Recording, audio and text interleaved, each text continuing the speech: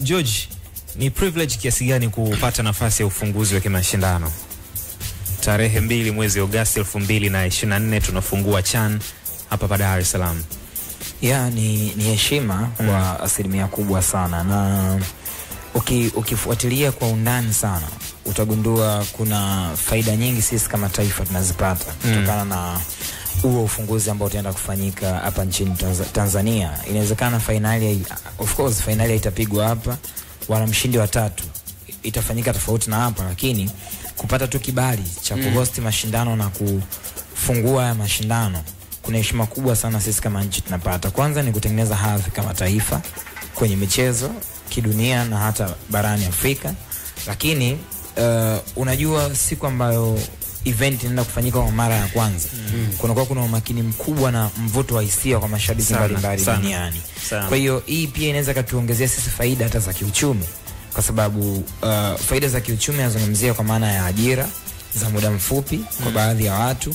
Hapo kutakuwa kuna wasafirishaji, kutakuwa kuna wafanyabiashara wadogo kwa maana kwamba watu wanaofanya kazi za mahoteli, mapishi na vitu vingine. Lakini kitu kingine ambacho nakiona, kuboresha kwa miundombinu. Unajua ujio haya mashindano umepelekea hata baadhi ya viwanja kuanza kujengwa nchini na kuelekea hata kwenye AFCON. Binafsi naamini inawezekana kulikuwa kuna mpango, lakini serikali imebidi waanze kufanyia kazi kwa uharaka kutokana na uhitaji siku za hivi karibuni. Lakini kama isingekuwa CHAN ama AFCON, inawezekana hata hizi project au miradi isingefanyika kwa sasa. Naelewana? Kuelewa. Lakini kitu kingine ambacho nakiona, faida nyingine naiona ni kwamba ujio wa wageni kwenye nchi yetu. Sisi hapa tuna vivutio vingi vya utalii kiza. Na kumbuka wageni hawataishia tu kuja kuangalia mpira peke yake. Inawezekana kuna mwingine akawa katika hiyo trip akaunganisha shughuli mbalimbali. Akaja kuangalia mashindano, akaja kutaka kujua mazingira Tanzania hapo vipi, hivyo vivutio viko vipi. Kwa hiyo na amani tuliokuwa nayo, wanaweza kani mabalozi wazuri huko na kipindi ambacho watarejea kwenye mataifa yao. Lakini kitu kingine, moja kati ya faida kwenye masuala ya kidiplomasia, nchi kama Tanzania kupewa mashindano inatupa trust, uaminifu. Unanielewa? Kuna baadhi ya makampuni makubwa ya kibiashara yanaweza kaja kuwekeza kwa sababu tumepata labda kibali cha kuhost mashindano, means tutapata nafasi ya kupokea wageni kutoka mataifa mbalimbali. Unanielewa? Kwa ile inatengeneza ushirikiano mzuri baina ya Tanzania pamoja na mataifa mengine. Kwa hiyo ni jambo jema kwa sababu na sisi pia kama nchi tuna kitu tunapaswa kufanya. Kwanza ni issue za branding. Hatupaswi kuachia kwenye mashindano peke yake. Sisi kama wenyeji lazima tuweke alama kwenye hayo mashindano. Na tunaweza tukatuma message nzuri Juma kuelekea kwamba kwenye AFCON 2027 tunaweza tukafanya kitu kilichokuwa bora zaidi ya hiki ambacho kimefanyika kwenye CHAN. Lakini pia ni opportunity kwa media houses. Unanielewa? Kwa sababu wenyewe pia watahusika katika kufanya hizo branding ama kujaribu kuelewesha na kuyatengenezea mvuto wa mashindano, kuelewesha umma na kuyatengenezea mvuto wa mashindano. Kwa sababu sisi tukikaa kwenye vipaza ndio tuna nafasi ya kusema haya mashindano yanaenda 1 2 3. Kuna mtu anaweza kaa yupo huko kijijini apate access ya kuangalia mpira, lakini anapata access ya kusikiliza radio. Kwa hiyo anapata information ama taarifa kama ni sehemu ya kazi yetu kuhabarisha umma. Lakini experience, kwa mfano kama mimi sijaipata nafasi ya kushuhudia mashindano makubwa kama hayo. Yani nashuhudia kwenye television tu, lakini kuyashuhudia hivi direct sijawahi. Kwa hiyo inaweza kaa ni sehemu ya mimi kwenda kujifunza kitu, ku experience vitu tofauti kwenye hii kazi ambayo naifanya. Okay, labda Magunga, kabla sijatoka kwako, pengine unafahamu kuna vigezo gani labda vya kupata ufunguzi wa kimashindano? Yani yes, tumeona kuna faida fulani kwamba tunaweza tukafaidika issue fulani za utalii, sijui ajira na mambo mengine. Lakini lazima kuna criteria ambazo zitakufanya wewe waseme wewe unabidi ufungue mashindano, mwingine atafunga mashindano. Nafikiri kitu cha kwanza ni ukianza vizuri, kuna possibility ya kumaliza vizuri kama utakuwa umeandaa mipango yako sawa. Kitu ambacho nakiona hapo kiza ni kwamba kigezo cha kwanza ni issue za kibiashara. Kwa sababu ya mashindano ya kuanzishwa tu, kama unakumbuka, ilianza kufanya kazi 2009. Na nielewa, na lengo la mashindano nje ya kuwapa platform wachezaji ni sehemu ya chanzo cha kuingiza mapato kwa shirikisho la soka barani Afrika, na kwa maana ya upande wa IMF Federation, kwa maana hizi FA, labda hapa TFF, unanielewa? Kwa hiyo namna gani CAF wanatengeneza mapato?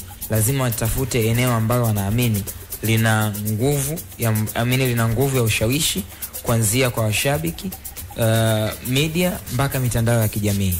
Na ukifuatilia kwa mataifa matatu kwenye issue ya football, sijui wenzangu watanisaidia, lakini sisi tumekuwa na nguvu ya ushawishi kwa asilimia kubwa sana.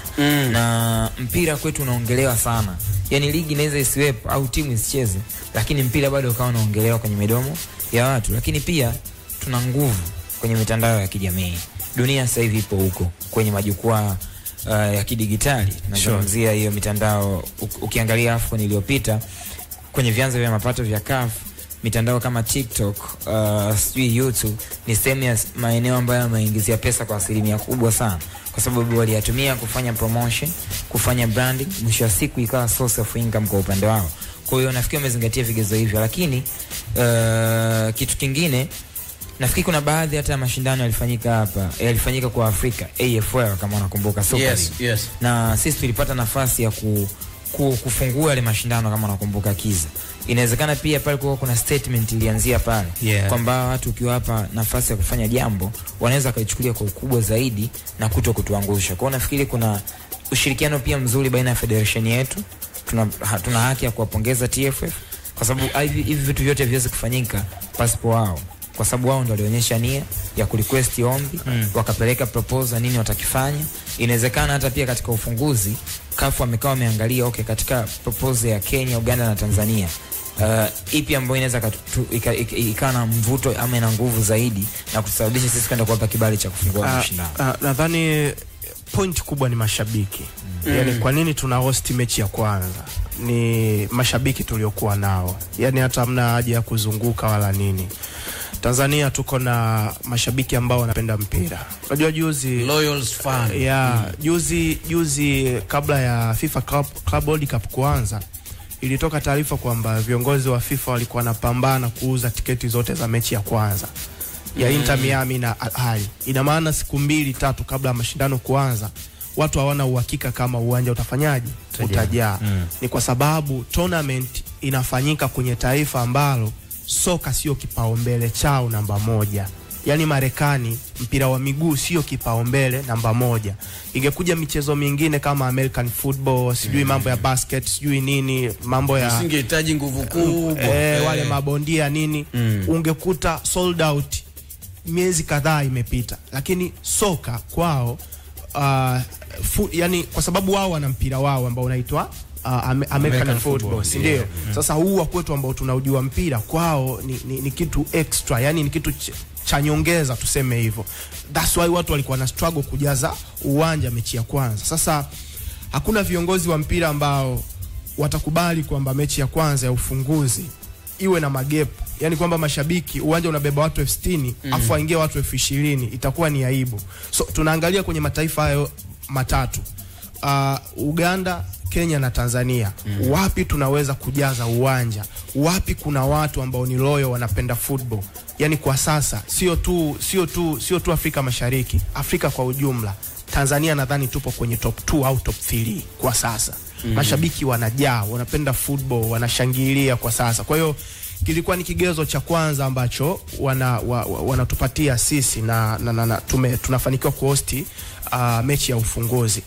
Lakini Magunga amezungumzia hapo ukiwa unaendelea. Hivi mechi ya ufunguzi na finali ipi ni tukio kubwa? Vitu vyote viwili. Lakini nadhani chenye faida zaidi ni mechi ya ufunguzi. Sababu unajua mechi ya ufunguzi utahosti wageni wengi sana. Kuna wageni watakuja and then baadaye wataondoka kabla hata mashindano kumalizika. Kwa mwanzoni pale unakuwa na population kubwa sana. Mawakala utawahosti wewe, waandishi wa habari wanaotoka nje utawahosti wewe, mashabiki wa timu mbalimbali utawahosti wewe. Kwa hiyo mechi ya ufunguzi inakuwa ni hatari zaidi. Na kama hizo ceremony zinakuepo, kwa sababu tournament hili ianze inabidi tuwepo na ceremony pale. Pia ni fursa kwa wasanii wetu, wanatakiwa kupambania hiyo nafasi. tusingetamani kuona wasanii wanatoka Nigeria au wanatoka Afrika Kusini ndo wanakuja kuzindua. Hii ni fursa kwetu kwa wasanii wetu wakubwa. Of course wakishapata hiyo nafasi wanatakiwa kuitendea haki, kwa sababu pesa watakayopata inakwenda kujenga uchumi wetu sisi Tanzania. Magunga alikuwa anazungumzia issue ya branding.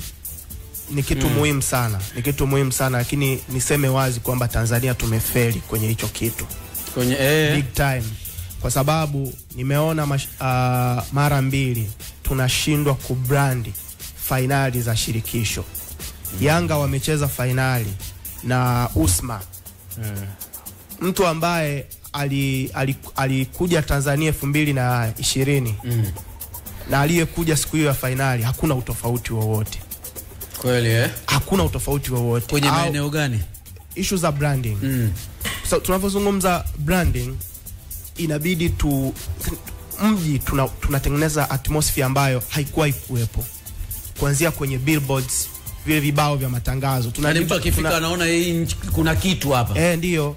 Barabara tunaweka bana za kutosha. Yaani mtu akiingia, au labda wanatoka Mwenge, labda wanaenda Morocco, unakutana na bana za kutosha. Lakini billboard zote zimejazana. Yaani tuna brandi labda vivutio, tuna Maserengeti. Mimi sipendezwi.